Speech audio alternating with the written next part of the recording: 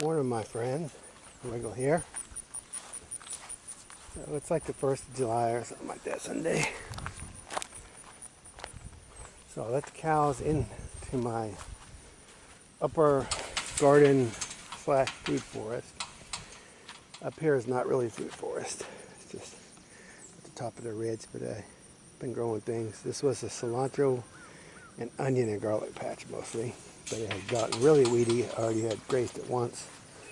We put a little seed in between everything, but it didn't really take. So yeah, the onions and garlic took a beating, but they'll come back to whatever extent.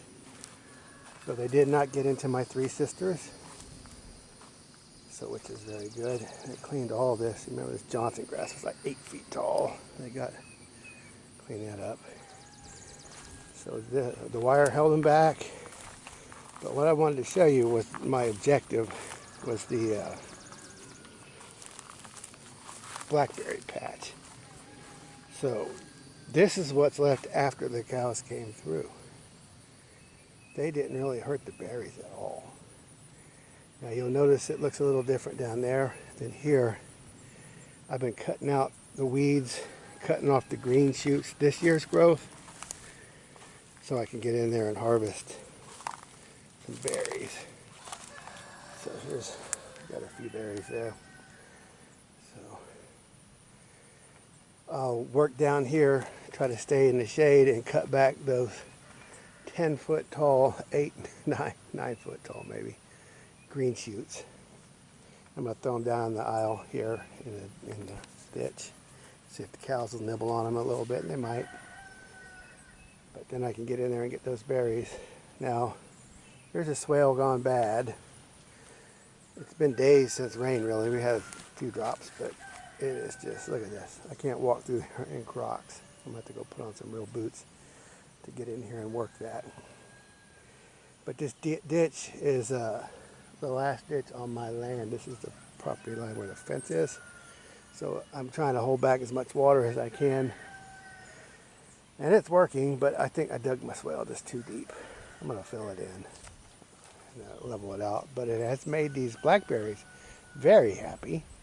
And it does provide somewhat of a barrier between the food forest and the blackberry patch to the edge here.